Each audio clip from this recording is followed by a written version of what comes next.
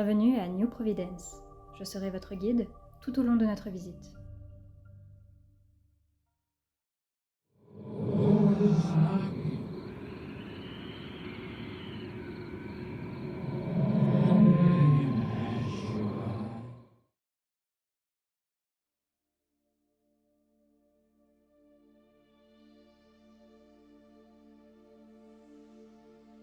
Parfois, il est dit qu'il n'est pas convenable de prononcer le nom du livre maudit. Mais l'humanité n'est-elle pas déjà maudite, rien qu'en y pensant? En tout cas, la sorcière que je suis ne craint pas les monstres que le Necronomicon garde entre ses pages. Il est l'ouvrage occulte d'un monde horrifique imaginé par Howard Phillips Lovecraft. Et alors que personne ne sait vraiment ce que renferme ce grimoire, son nom fait frémir les plus grands gaillards de l'espèce humaine. Alors, qu'est-ce donc que le Necronomicon ?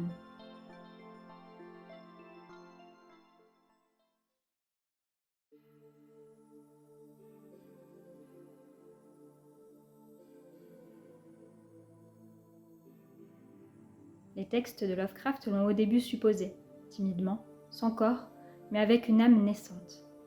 Il était une idée fugace, un léger vent au cœur du désert. Et puis, alors qu'un aventurier en quête de savoir s'est enfoncé dans les entrailles de sable, où même les nomades de la région n'osaient se rendre, la cité sans nom, ou The Nameless City, s'est révélée un beau jour de 1921.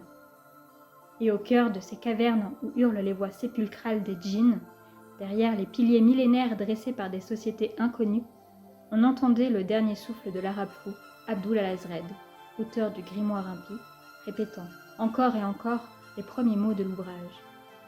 Alors que l'aventurier trop téméraire commençait à se faire habiter par l'âme naissante du Necronomicon, sans en connaître encore le nom. Enfin, ma raison dut m'échapper complètement, et je me mis à répéter sans relâche les vers énigmatiques d'Al-Azred, l'arabe fou. N'est pas mort ce qui a jamais d'or, et au long des airs peut mourir même la mort. En passant dans cette cité où vivaient autrefois des créatures qui ne sont pas des hommes, l'aventurier a réveillé les pages maudites du livre, et nous a tous condamnés, avec lui, à la folie. Il aurait mieux fallu que tout ceci s'oublie pour toujours, que rien ne survive au temps et aux souvenirs. Malheureusement, les âmes furibondes du monde des cendres, que nous ne connaissons pas encore, se sont déversées en nos régions, telle une horde de chiens enragés. Dans ce désert où trône la cité sans nom, un passage s'est ouvert entre le monde du visible et le monde de l'invisible.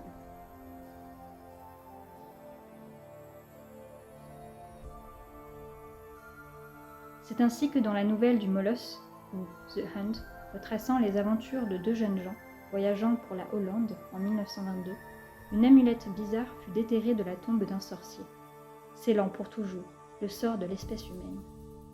Et pour la première fois, le nom maudit du Necronomicon fut prononcé.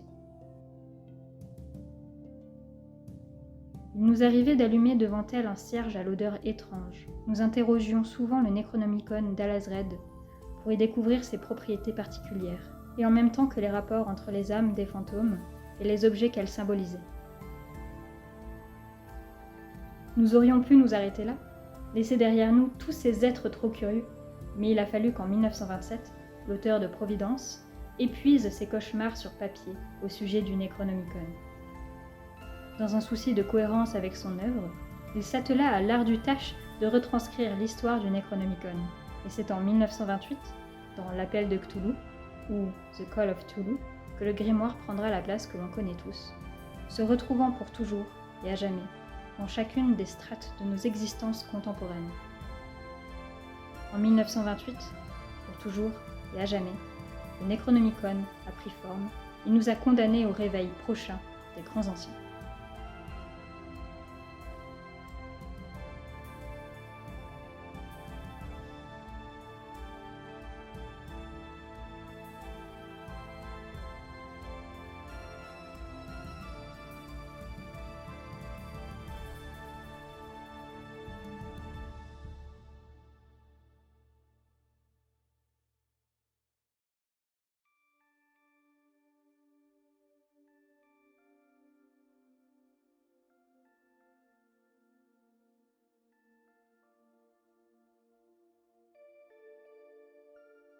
La peur que l'on peut ressentir à l'évocation du nom Necronomicon, empruntant son sens au préfixe nécro venant du grec, signifiant mort, nomos la loi et eikon l'image, la description, a probablement un lien avec le fait que ce grimoire est souvent cité, vaguement décrit et toujours perdu dans des circonstances fantasques.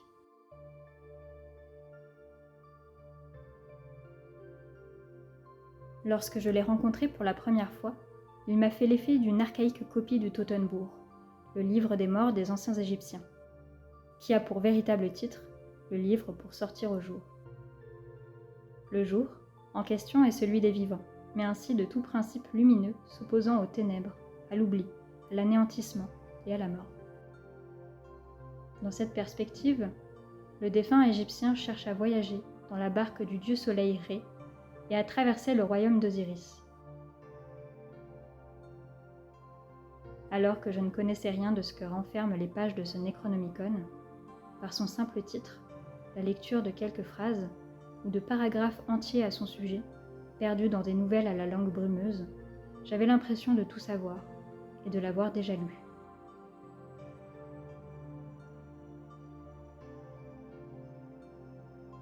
Le Necronomicon, ce simple titre, ce simple nom, désignant presque un individu bien vivant revenu du Shéol, me possédait, s'était emparé d'une part de moi, de mon âme, me liant, pour toujours, au savoir caché entre ses pages. Sans savoir, je savais tout de même. Que cela soit un livre de culte, un livre de magie, un simple carnet de notes, je savais qu'au moment où mes yeux s'étaient posés sur ce nom, que je l'avais répété à haute voix pour être sûre de ce que je lisais, j'étais pour toujours et à jamais liée aux grands anciens.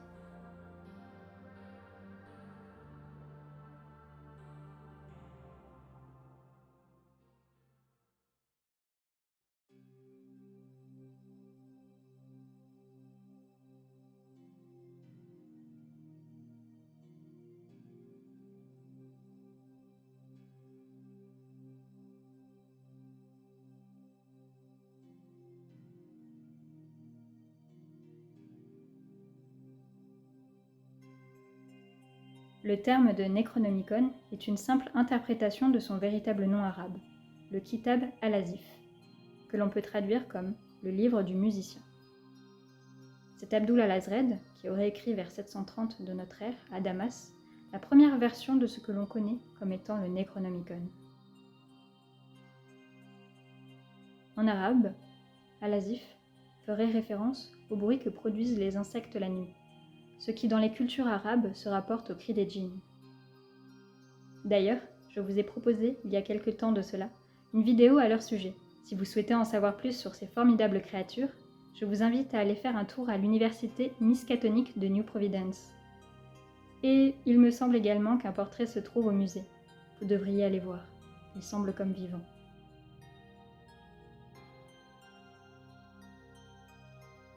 Vers l'an 738, le poète fou aurait subi le courroux d'une force invisible, le laissant pour mort.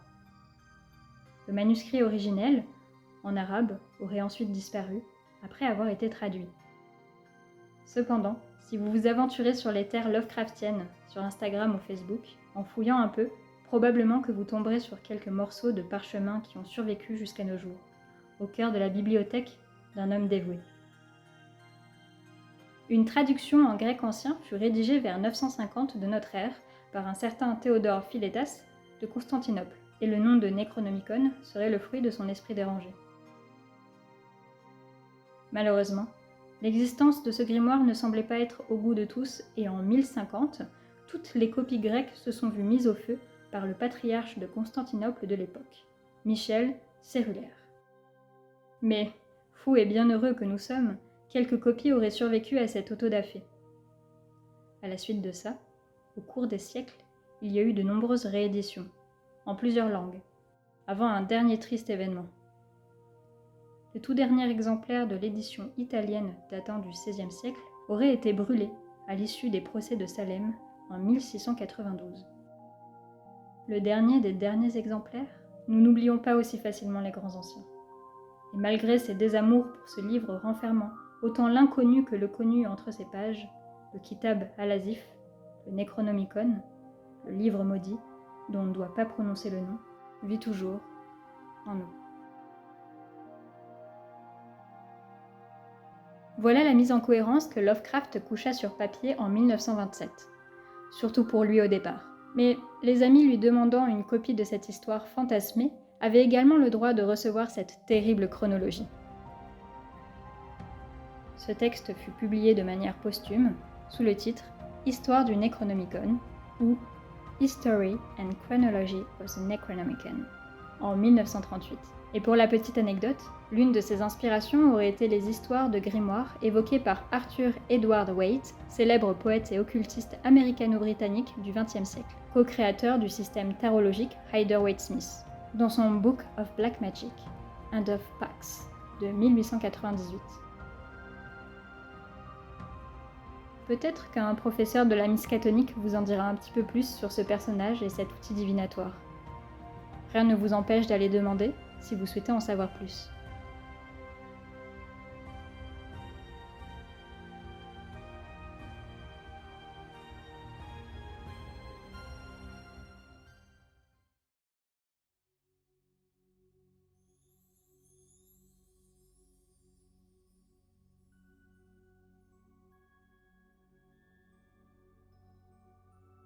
Si le Necronomicon est si célèbre malgré les ténèbres vivant entre ses pages fictionnelles, c'est car son concept a survécu à l'auteur, de son vivant et surtout après sa mort. L'idée de l'ouvrage a été très vite reprise par ses comparses et continuateurs, rendant le brouillard autour du grimoire encore plus épais. Ainsi, il sera facile, par exemple, de retrouver dans la littérature de ses amis Robert Howard et Robert Bloch la mention du Necronomicon. Mais celui qui développera le plus l'imaginaire autour du livre sera le très connu Auguste Derlet.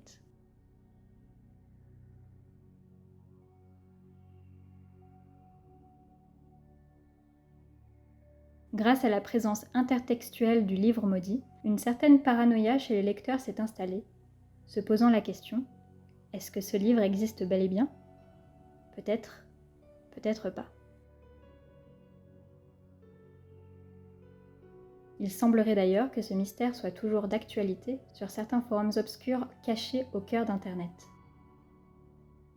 Eh bien, est-ce bien nécessaire de connaître la réponse ? Si ce livre existe bien, devrions-nous l'ouvrir ? Le connaître ? Au risque de provoquer une apocalypse ? Et s'il n'existe pas ? Est-ce que quelque chose ne se briserait pas en nous ? La terrible malédiction de la déception s'abattrait sur nos fragiles existences.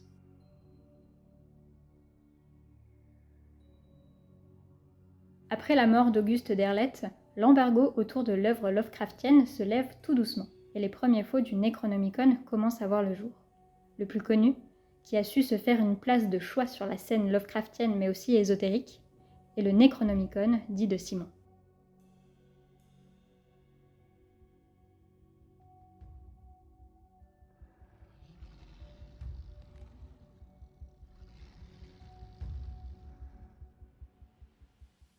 C'est la version assez récente éditée chez Brajlon que je possède actuellement. Mais il en existe de nombreux autres, dans plusieurs langues et de plusieurs auteurs différents. Pour ma part, cette version est celle qui m'a le plus tapé dans l'œil. On ne va pas se mentir, la maison d'édition a fait un superbe travail pour la traduction du Necronomicon de Simon, initialement rédigé en anglais américain et qui dispose, à son origine, de plusieurs volumes séparés.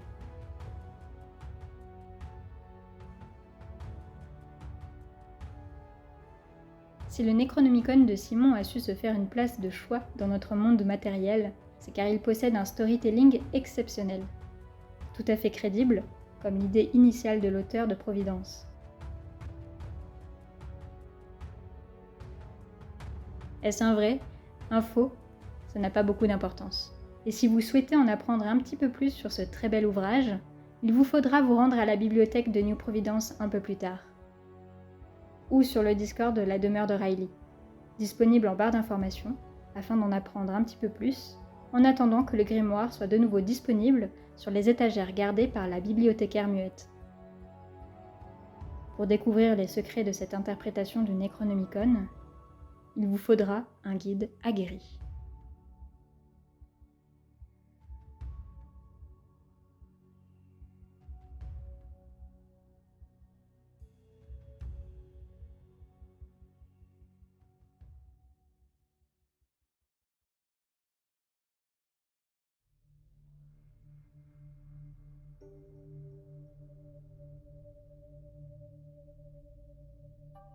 le Necronomicon est partout.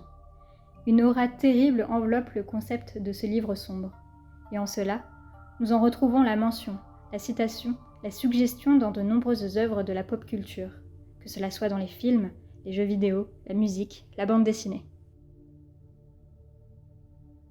Je remercie Bruno Cariou, alias Nosco sur les réseaux sociaux, pour m'avoir glissé les références qui m'ont permis de vous proposer quelques citations et corriger quelques erreurs que l'on peut trouver sur Internet et dans certains ouvrages. Les dites références sont disponibles en barre d'informations. Si vous avez apprécié cette petite capsule de lore Lovecraftien, je vous invite à vous manifester en commentaire pour me dire ce que vous en avez pensé et me dire si vous possédez une version de ce livre maudit, laquelle trônant dans votre bibliothèque. Vous pouvez également laisser un petit pouce bleu ainsi que vous abonner. Et sur ce, on se dit à la prochaine fois.